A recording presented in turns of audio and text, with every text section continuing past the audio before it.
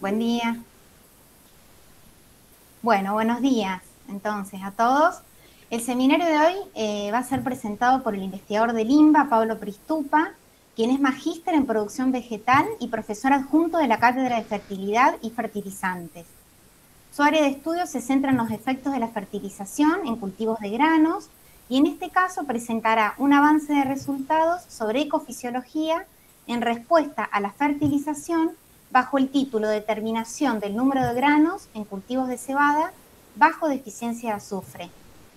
Así que te escuchamos, Pablo, y después nos encontramos para dar lugar a preguntas.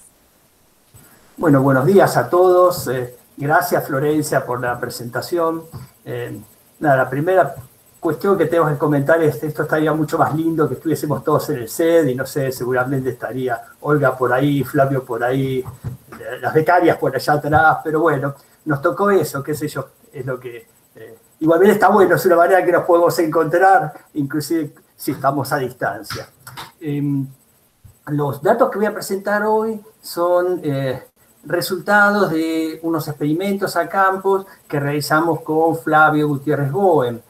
Con Flavio hace muchos años venimos haciendo ensayos a campo, y cuando uno hace ensayos a campo tiene la impresión que todo un gran esfuerzo, que uno tiene que hacer los viajes, ¿sabes? Conseguir la camioneta, arreglar la camioneta, coordinar todo, conseguir los campos, tener los recursos para pagar la nafta y todo eso. Entonces, cuando nosotros hacemos ensayos a campo, tenemos una tendencia a tratar de abarcar distintas áreas. Entonces, no sé, medimos cuestiones de calidad por un lado, no sé, nos asociamos con Carla, Vicky, Mariela para ver cosas más ecofisiológicas, más fisiológicas. Y en este caso, estos son los ensayos que hicimos entre el año 2005 y 2008, es decir, son ensayos realmente viejos, y creo que ya está todo analizado, está todo más o menos publicado hasta donde podía llegar, y nos quedaba esto que sería algo así como el último orejón del tarro, que era analizar los aspectos más ecofisiológicos de la respuesta a la fertilización azufrada.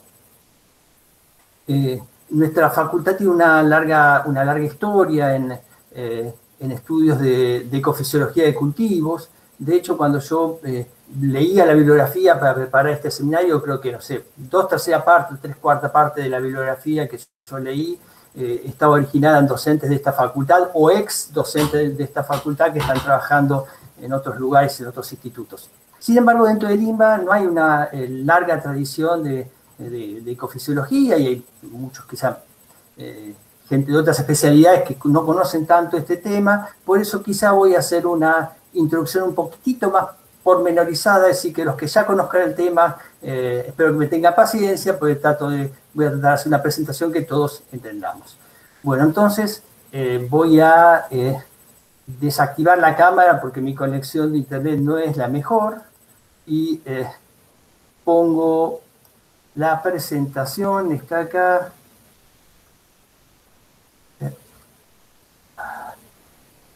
Ahí estamos. ¿Se ve, no? ¿Estamos bien todos? Sí, se ve, sí.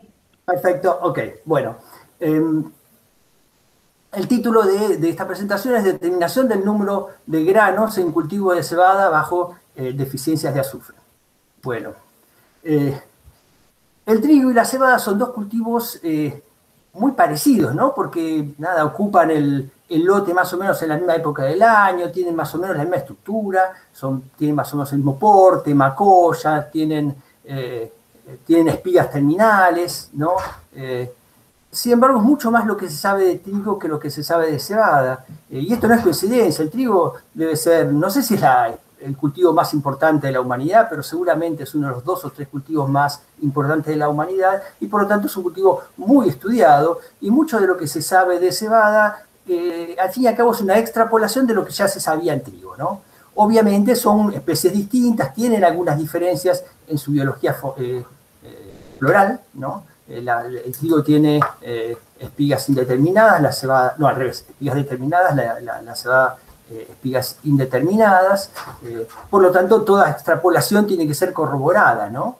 Pero bueno, yo voy a hablar muchas veces de ejemplos de trigo para referirme a la cebada, ¿no?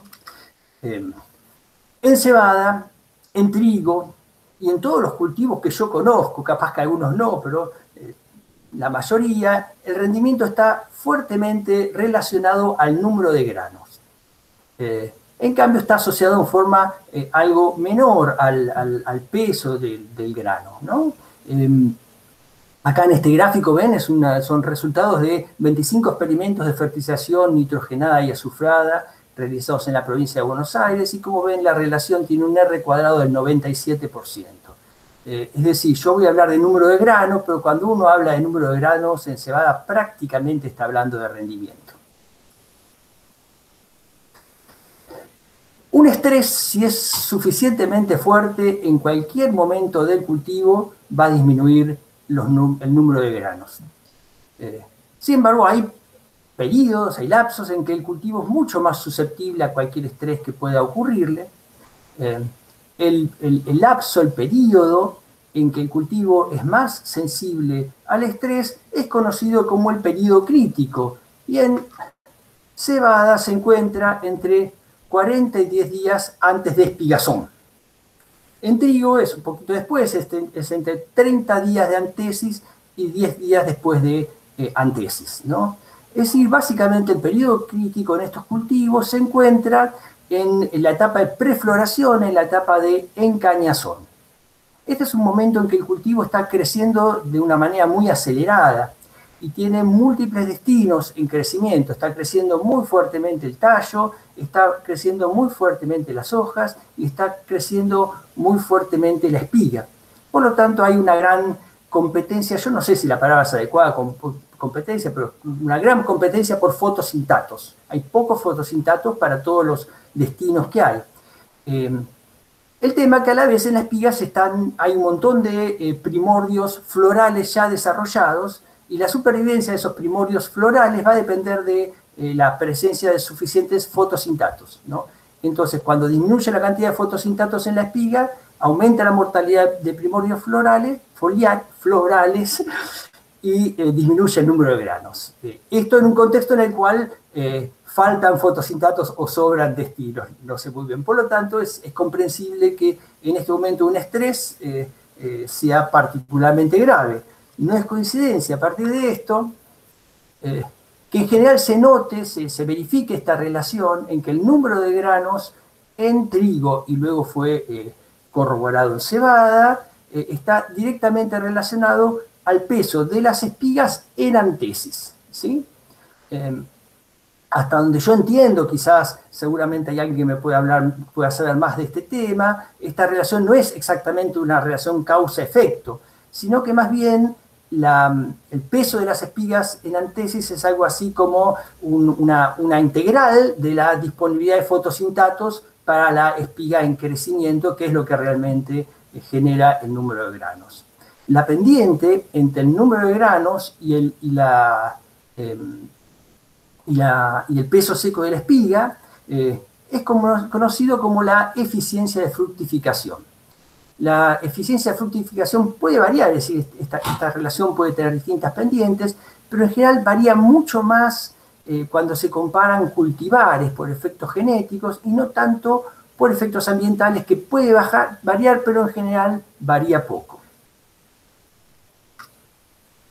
El peso de la espiga puede ser analizado como la consecuencia del producto de la tasa de crecimiento de la espiga por la duración del periodo de crecimiento de la espiga, ¿no? ¿Sí? Tasa de crecimiento por duración del periodo de crecimiento.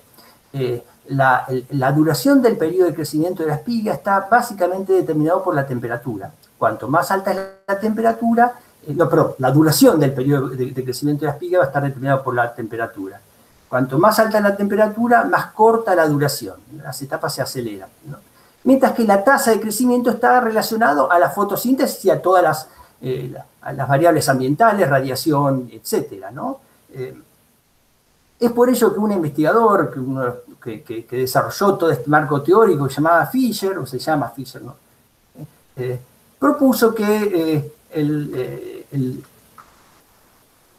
el número de granos, que si uno compara sitios, el número de granos tendría que estar relacionados a un cociente fototérmico que sería la relación entre la radiación interceptada acumulada durante el periodo crítico y la temperatura media durante el periodo crítico.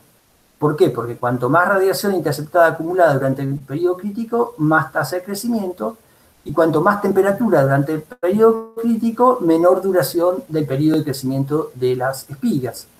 Y de hecho él pudo constatar esta relación en que el número de granos se asocia a este cociente fototérmico. Luego esto fue corroborado en distintos ensayos, inclusive en cebada. A su vez, la tasa de crecimiento de la espiga la podemos descomponer entre la tasa de crecimiento del cultivo durante el periodo de crecimiento de la espiga y la proporción de la biomasa que se particiona a espiga, ¿no? Es decir, crecimiento del cultivo por partición. Y de hecho, en general, se constata que la tasa de crecimiento de la espiga está directamente relacionada a la tasa de crecimiento del cultivo. Es decir, en general, pesa más la tasa de crecimiento del cultivo que la partición. ¿Sí? No es coincidencia que si la tasa de crecimiento de las espigas está relacionado a la tasa de crecimiento del cultivo, el número de granos en el cultivo esté relacionado a la tasa de crecimiento del cultivo, perdón, no sé si lo dije bien, el número de granos está relacionado a la tasa de crecimiento del cultivo durante el periodo crítico. En este caso, lo que vemos a la derecha son dos curvas porque una representa cebadas de 2 hileras y la otra representa cebadas de 6 hileras. Todo este marco teórico se desarrolló inicialmente con experimentos donde lo que se manipulaba era la radiación, es decir, o se sombreaba o se agregaba, se suplementaba la radiación para poder aumentar o disminuir el crecimiento en las distintas etapas del cultivo. Luego esto se corroboró comparando cultivares y comparando sitios, con lo cual variaba la temperatura y otros factores. En particular, dentro del marco de nutrición, que es el tema que más nos convoca en este caso, en distintos experimentos se determinó que esto funciona así cuando hay deficiencias de nitrógeno. Así que cuando hay deficiencias de nitrógeno, el número de grano está relacionado a la tasa de crecimiento durante el periodo crítico, aunque hay algunos pequeños cambios en la partición del cultivo hacia espiga. Hasta donde yo conozco, existen además 2 trabajos donde se estudió esto con deficiencia de fósforo y nada más. Es decir, hasta donde yo conozco, no existe ningún trabajo en el cual, o ninguna investigación en la cual se haya visto si todo este marco teórico funciona para situaciones de deficiencia de azufre en cebada o en trigo. Sí, hemos hecho algunos experimentos en los cuales estudiamos esto en soja y en maíz vimos que más o menos funciona, y en soja que no.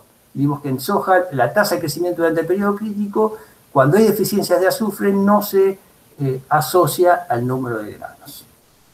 A partir de esto nos propusimos este objetivo, que fue determinar si los efectos del azufre, el nitrógeno y su interacción sobre el número de granos en cultivo de cebada cervecera pueden explicarse por cambios en la tasa de crecimiento del cultivo durante el periodo crítico o por cambios en el coeficiente fototérmico durante el periodo crítico. Para ello realizamos una serie de experimentos. Alguna vez hablamos de estos experimentos en algún seminario previo. En este caso, estos se trabajó en 3 ensayos a campo en lotes de producción. Es decir, estos ensayos son lotes en los cuales se cultiva cebada y a nosotros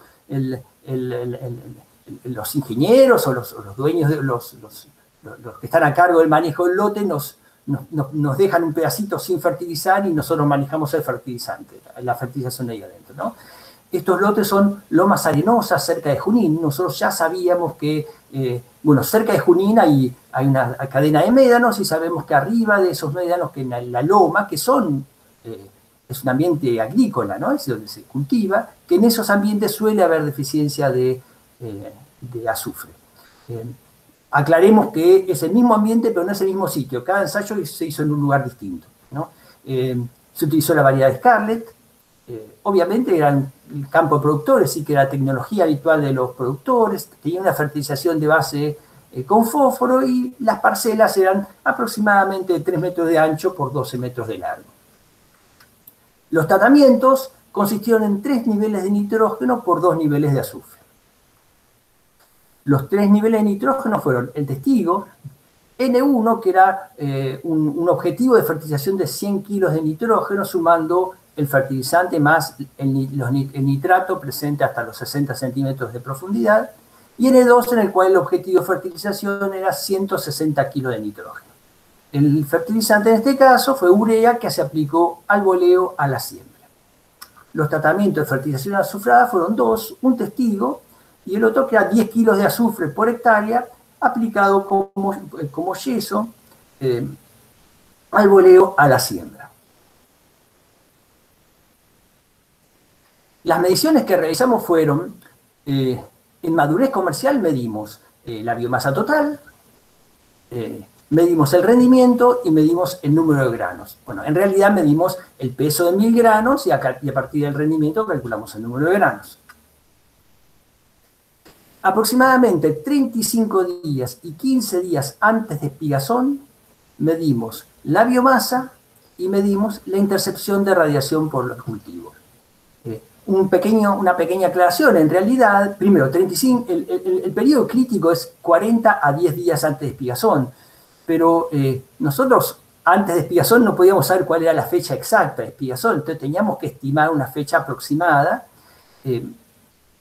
y entonces hacíamos dos mediciones que nosotros queríamos asegurarnos que tuviesen 20 días entre ellas, que estuviesen dentro del periodo crítico. Entonces los 2 primeros años efectivamente fueron 35 y 15 días antes de espigazón, y el último año fueron 30 y 10 días antes de espigazón.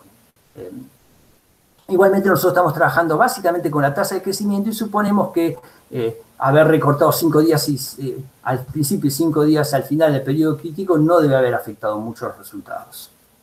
A partir de esta información derivamos, calculamos, ¿no? Para la tasa de crecimiento durante el periodo crítico, la radiación interceptada acumulada durante el periodo crítico, la eficiencia de uso de radiación durante el periodo crítico y el cociente fototérmico durante el periodo crítico, recordando que es el cociente fototérmico como lo definió Fischer, es decir, radiación interceptada dividido promedio de la temperatura. Pasamos a los resultados.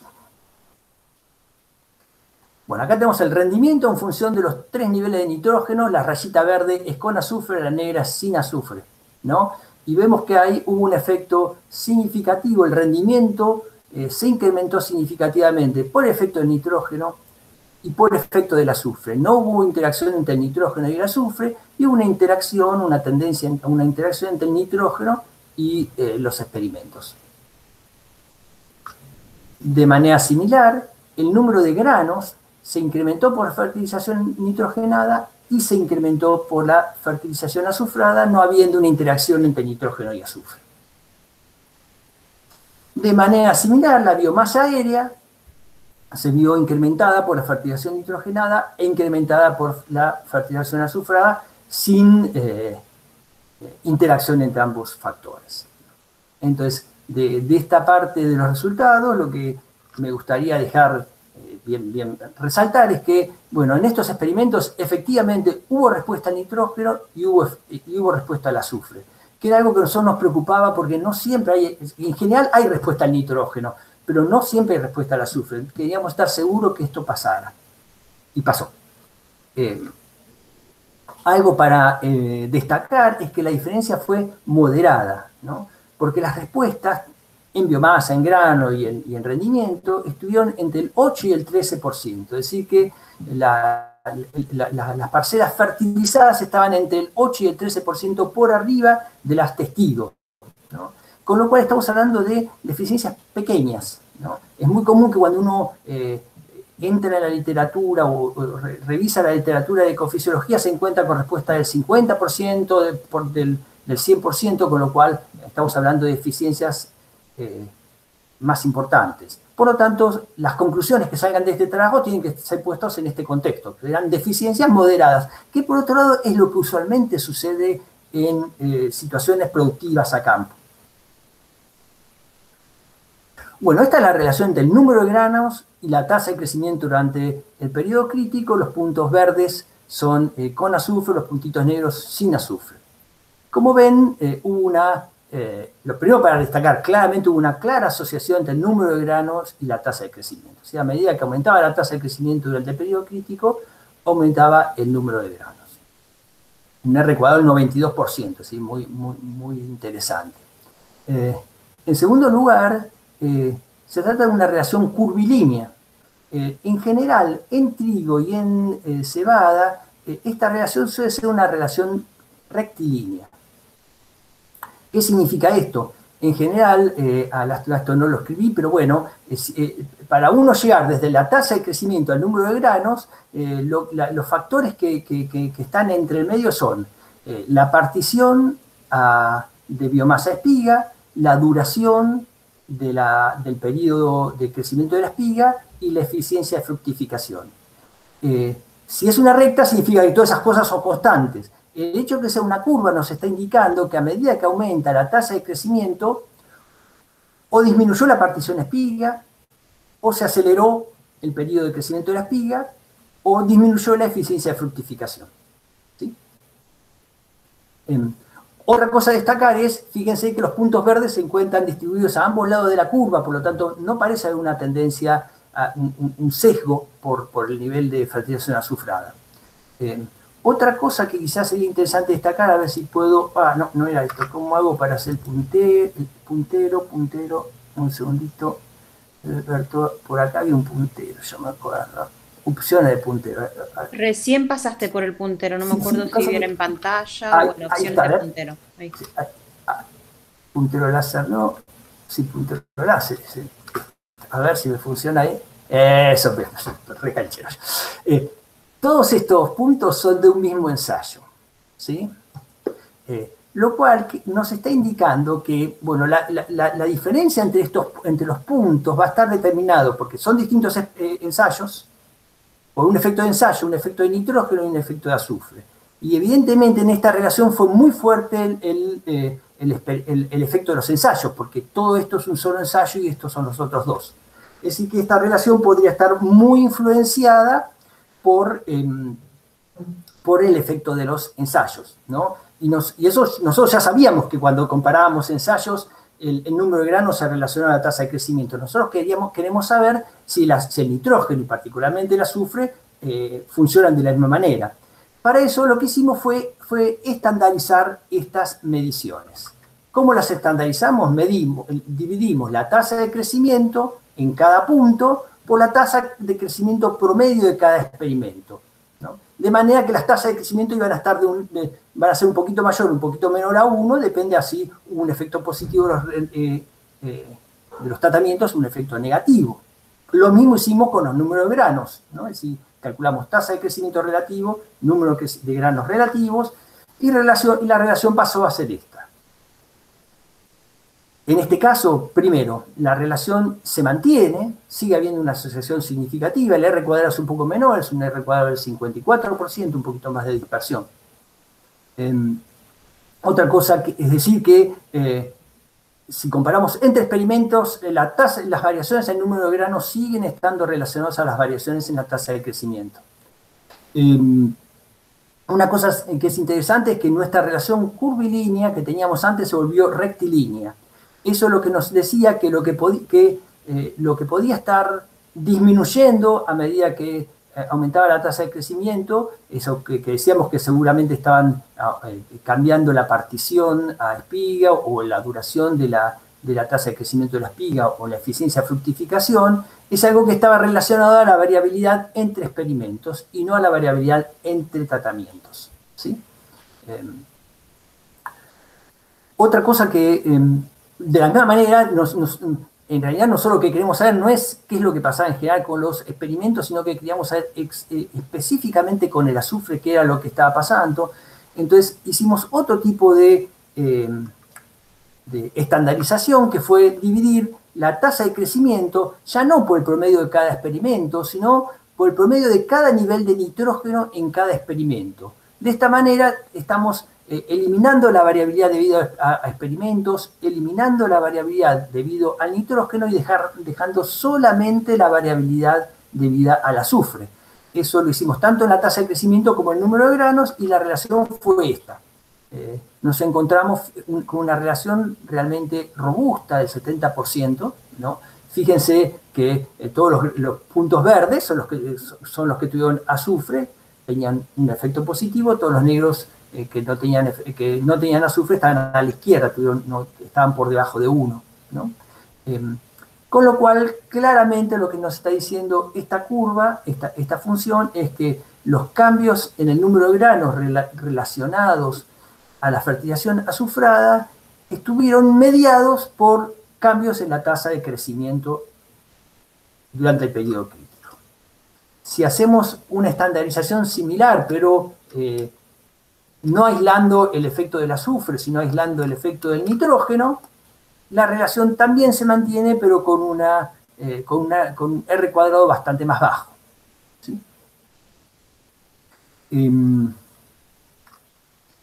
Siguiente pregunta que queríamos responder era si las tasas los cambios en las tasas de crecimiento se debían a cambios en la intercepción o a cambios en la eficiencia del uso de la radiación, ¿no? Y estos son los resultados. En estos gráficos tenemos tasa de crecimiento en función de la IPAR, es decir, de la radiación fotosintéticamente activa interceptada acumulada durante el periodo crítico, y la eficiencia de uso de radiación durante el periodo crítico. Lo que vemos es que la tasa de crecimiento se asoció robustamente con la radiación interceptada. Fíjense, es un R cuadrado del 92%, así que la tasa de crecimiento varió básicamente por efecto de la intercepción de la radiación. También hubo un efecto, también varió en forma conjunta con la eficiencia de uso de radiación, pero el ajuste es mucho menor, es del 33%, y si se fijan en la nube de datos, este 33% está bastante influido por este punto que tenemos acá abajo, ¿no? Un punto leverage, un punto influente, ¿no? Con lo cual, bueno, claramente la tasa de crecimiento podemos decir que está asociada a la radiación interceptada acumulada. No es coincidencia entonces que el número de granos obtenidos estén robustamente asociados a la radiación interceptada acumulada durante el periodo crítico. Fíjense que tenemos un R cuadrado del 89% contra un 20% de la eficiencia de uso de radiación, ¿sí?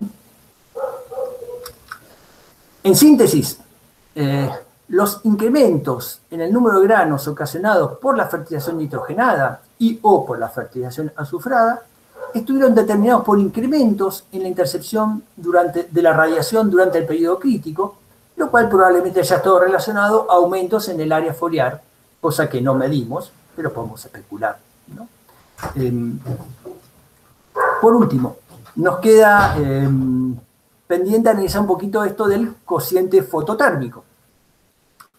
Como les había contado hace un rato, como propuso Fischer, cociente fototérmico en este contexto, estamos hablando de la relación entre la radiación interceptada acumulada durante el periodo crítico dividido la temperatura media durante el periodo crítico. Y esta es la relación entre el número de granos y el cociente fototérmico, así que evidentemente el número de granos estuvo asociado al cociente fototérmico, tuvo un R cuadrado del 84%, así que estuvo fuertemente asociado. La forma curvilínea es consecuencia de la primera relación curvilínea, ¿no? que veíamos que estaba relacionada a la tasa de crecimiento durante el periodo crítico. Ahora, quizá lo que sería interesante destacar es, fíjense que el cociente fototérmico es radiación interceptada dividido temperatura. Acá el gráfico de la derecha es el que vimos hace un rato, número de granos en función de radiación interceptada acumulada. Lo que vemos, la diferencia entre el de la derecha y el de la izquierda es que el cociente fototérmico está dividido por temperatura. como vemos, cuando la radiación interceptada la dividimos por temperatura para convertirla en el cociente fototérmico, el ajuste de la asociación de esta relación permanece constante. En realidad baja un poquito, baja de 89 a 84%. Es decir, si bien el cociente fototérmico está asociado al número de granos, la inclusión de la temperatura no mejora la predicción del número de granos, que está fuertemente asociada a la radiación interceptada acumulada durante el periodo crítico. En fin. Bueno, los cambios en el cociente fototérmico explicaron las variaciones en el número de granos, pero no explicaron más que la radiación interceptada durante el periodo crítico. Bueno, y esto era lo que quería contarles. No sé si existen dudas, inquietudes, ¿no? Voy a tratar de volver a verlos a ustedes. Muchas gracias, Pablo. Clarísima la presentación. Gracias. Estoy tratando, a ver si los veo de vuelta.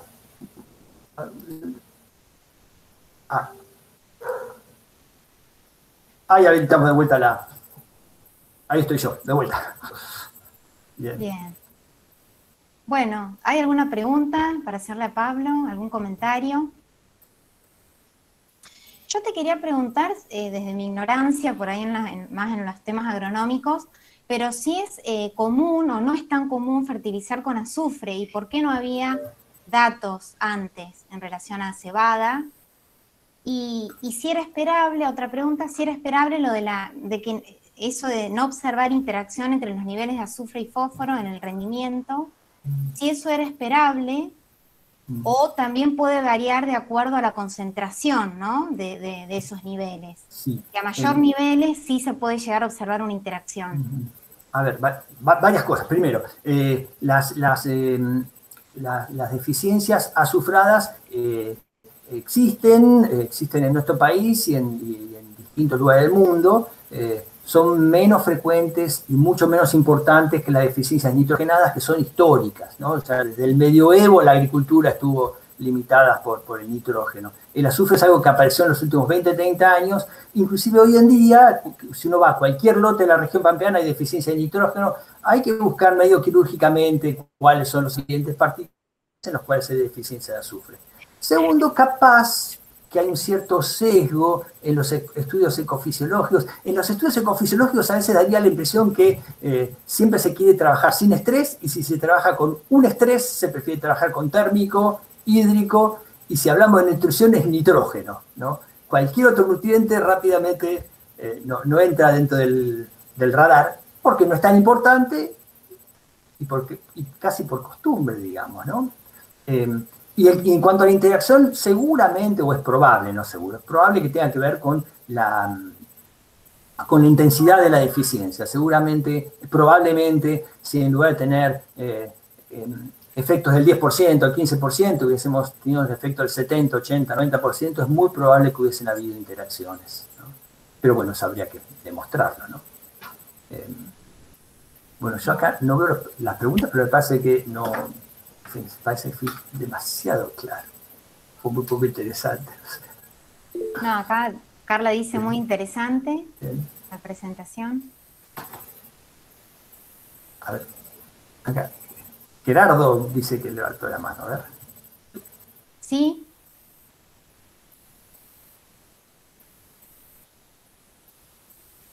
Gerardo, ¿querés hacer una pregunta? No te estamos escuchando. Sí, ahora sí, ¿verdad? Ahora sí. Sí, ahora sí. Perdón. Bueno, decía que estaba muy claro, Pablo. Al principio contabas que, como todo experimento, habría que poner tus resultados en el contexto de la situación ambiental que le diste a tu cebada. En función de eso, ¿cómo fue el tratamiento testigo de nitrógeno para ver cuál fue el piso sobre el cual vos obtuviste ese porcentaje de incremento en función de las dosis? O sea, ¿cuál sería NS inicial. Y por otro lado, ¿cómo fue el tema de, del agua? O sea, ¿cómo fue el año Bueno, en principio fueron 3 años, sí que hubieron años distintos, ¿no? Estos ensayos en general son ambientes que relativamente bajos productivos, entonces tuvimos rendimientos entre 2.000 y 3.500, 4.000 kilos por ahí, ¿no? La disponibilidad de nitrógeno estaban alrededor de 40 kilos aproximadamente, y hubo un año que estuvo un poquito más, ¿cómo se llama? Más, hubo una pequeña sequía y otros más o menos, pero igual siempre son años que por el mismo suelo, por ambientes por el cual la baja retención hídrica que tienen en general un poquito de sequía siempre hay en esos lugares. Por eso estamos hablando de rendimientos de 2.000, 3.000, 4.000 kilos, sino de 5.000, 6.000 kilos que pueden alcanzar la cebada en estos lugares, ¿no? En estas zonas geográficas. ¿Sí? Está bien. Entonces estamos en 40 kilos y por 40, el propio ambiente como que había limitación permanente por agua. ¿Okay? Sí. Permanente. Hubo el 2005 fue un poco más seco, el 2006 un poquito menos, pero en general son ambientes que no sobra el agua nunca. No, es así. Ok. Y con respecto a esa importancia del IPAR en el momento crítico, se me ocurre que ahí corre, o no sé, vos decime, con mucha importancia tomaría el tema de las cuestiones de manejo como distancia entre hileras o algo, vamos, para trabajar sobre el IPAR. O sea, ¿se puede sacar una conclusión con tus resultados? En principio, estos como son cultivos quizá que crecen en ambientes un poquito más menos fértiles, la cobertura del surco capaz no era perfecta, por eso habían diferencias entre intercepción de radiación. Lo usual es que en este momento, que a esa altura del partido estemos cercanos a la cobertura total del surco, y en general lo más común es que estemos cercanos a una intercepción del 100% o la intercepción máxima que llega el cultivo, ¿no? Con lo cual no es nada inesperado lo que se vio desde el punto de vista. Eso es algo que ya fue visto en otros, con deficiencias de nitrógeno, por ejemplo, no es nada. Y es lo esperable, digamos, que en el periodo crítico se asocia a la tasa de crecimiento, que se asocia a la radiación interceptada, y no tanto a la eficiencia de uso de la radiación, que es un factor que varía, pero muy poco, menos que la intercepción.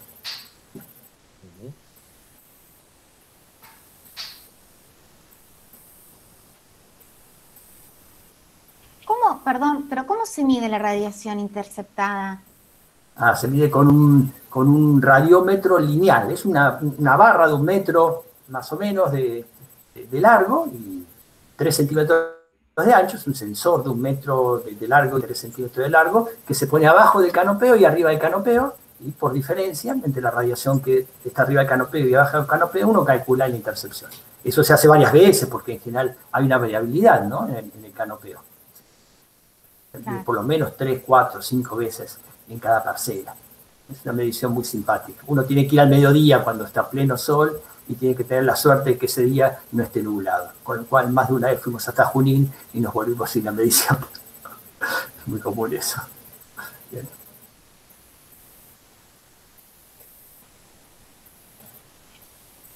Bien.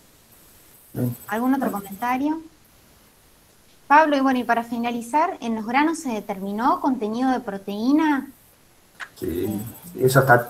Ese fue otro trabajo. Ese es parte. Hace 2 años yo di un seminario en el cual mostraba los efectos de la fertilización nitrogenada azufrado en 6 ensayos. De esos 6 ensayos, 3 eran esos. Y ahí vimos que sí, que tanto que la fertilización nitrogenada aumentaba el contenido proteico, aumentó el contenido de ordeínas, disminuyó el extracto de malta, y lo que habíamos visto en ese momento, que era muy interesante, que el azufre mejoraba el extracto, el extracto de malta, que es la medición más importante de la industria, inclusive a igual contenido proteico, lo cual fue un dato interesante, ¿no? Pero bueno, ya como lo presenté la otra vez, esta vez preferí ni nombrarlo. Perfecto. Acá Gonzalo quiere hacer una pregunta. Sí, Gonzalo. Sí, Pablo, buen día. Sí. No, me surgió la duda medio de la mano de lo que dijo Gerardo, si quizá hubo algún efecto del tema de macollaje, o eso no se me Es probable. Es probable que, digamos, los efectos de los nutrientes sobre la tasa de crecimiento y sobre el área foliar seguramente están relacionados a macollaje. No entramos en eso, pero es muy, muy probable. Yo lo que propuse es que había efecto en el área foliar, y efecto en el área foliar es muy probable que haya tenido que ver con el macollaje y el crecimiento de las hojas, las dos cosas. Sí. Perfecto, gracias. Sí, Maximiliano. Hola Pablo, ¿me escuchas? Hola Maximiliano. Sí, sí. ¿Qué tal? Yo me quedé pensando cuál sería el nivel de deficiencia de azufre, ¿no?, para tomar la decisión de fertilizar. Y por otro lado, si se puede también pensar, ¿no?, en función de los cultivares actuales, si ese nivel varía o uno lo puede pensar igual, ¿no? A ver, dos cosas. El nivel, ¿cuándo hay que fertilizar con azufre? Quizá, bueno, no es lo central de esta presentación, pero es algo que está en discusión. Nosotros nunca vimos, en general lo que se hace es medir sulfatos, contenido de sulfato en el suelo. Nosotros nunca vimos asociación entre el nivel de sulfato en el suelo y la respuesta, así que yo, por lo menos la conclusión que tengo por ahora es que nosotros no somos capaces de predecir con certeza si va a haber respuesta a la fertilización con un análisis de suelo. Sé que hay los investigadores del INTA Balcarce opinan distinto, ¿no? En primer lugar, sí uno puede suponer, como el azufre es algo que en ambientes como la región pampeana viene básicamente de la mineralización de la materia orgánica, uno puede prever que en aquellos ambientes en los cuales hay mucha mineralización de la materia orgánica no va a haber respuesta, y por lo tanto uno esperaría que, en suelos con larga historia agrícola, muy chacareados, con bajo nivel de materia orgánica lábil, va a tener respuesta y nosotros no. Entonces, no tiene sentido fertilizar un lote que viene de una pastura, si es que todavía existen lotes que vienen de una pastura, no tiene hay cierta residualidad que viene del rastrojo, por lo tanto, si se viene fertilizando muchos años seguidos es probable que no haya respuesta, pero no tenemos una metodología clara para predecir si va a haber respuesta de fertilización, ni en las variedades actuales, ni en Scarlett, ni tampoco la tenemos ni en trigo, ni en maíz, ni en ningún otro cultivo, en la región pampeana al menos. Y alguna vez charlando hace unos años con un investigador australiano que vino a Argentina, decía exactamente lo mismo que pasaba en Australia, así que evidentemente no somos los únicos que pensamos así. Ok, muchas gracias. ¿Cintia? Sí, hola. ¿No se escucha? Hola Cintia, sí te escuchamos. ¿Cómo estás? Hola, ¿cómo estás, Pablo? Y hola a todos, perdón, pero a veces tengo problemas de conectividad. No, respecto a la pregunta que decía Gonzalo, quería agregar algo, porque bueno, de lo del maquillaje, bueno, en campo posiblemente va a haber variaciones, como decía Pablo, pero bueno, en un trabajo que de hecho hicimos con una tesis de hecho de grado que hicimos con Pablo y con Carla, trabajamos con deficiencias severas de azufre. No sé si te acuerdas, Pablo, el de 2 y 5% de disponibilidad. Y en ese caso nosotros no vimos efecto de la deficiencia en cuanto a los números de macollo, no hubo variabilidad. Pero sí en el área foliar. O sea, en el área foliar fue importante lo que se vio el efecto cuando había poca disponibilidad de azufre. Sin embargo, el número de macollos era similar en todos los tratamientos. Y simplemente para agregar eso, posiblemente en campo vaya a haber algún tipo de cambio en esto, ¿no? Pero bueno, al menos en lo que vimos nosotros, fue un ensayo en invernáculo, fue realizado en invernáculo y bueno, se hizo tratamientos no de fertilización con soluciones nutritivas. Y en ese caso no vimos, así que, pero sí que el área foliar seguramente, seguimos en tema de análisis, ¿no? Para a este trabajo, pero seguramente tiene un efecto importante lo que es el área foliar en lo que es el rendimiento final, número de granos y demás, que aún no lo pudimos medir, bueno, en estos parámetros, ¿no? No sé si suma a lo que Gonzalo por ahí preguntaba y Gerardo. Gracias, Cintia, por recordar, me había olvidado de ese trabajo, y es verdad, Es que si en ese caso la deficiencia... Y en el medio de la pandemia... Esa deficiencia que era muy intensa no produjo cambio en los macollos, es probable que no, que tampoco lo haga a campo con una deficiencia pequeña, ¿no? Habría que medirlo, pero es probable. ¿Sí? Bueno, ¿alguien más? Creo que no hay más preguntas. Bueno, te agradecemos, Pablo, y gracias por los comentarios. Y nos volvemos a encontrar el 5 de julio, entonces, para el próximo seminario. Gracias a todos por participar. Gracias a todos. Chao, hasta luego. Chao. Chao, cuídense. Luego, gracias. Bueno, Pablo, gracias.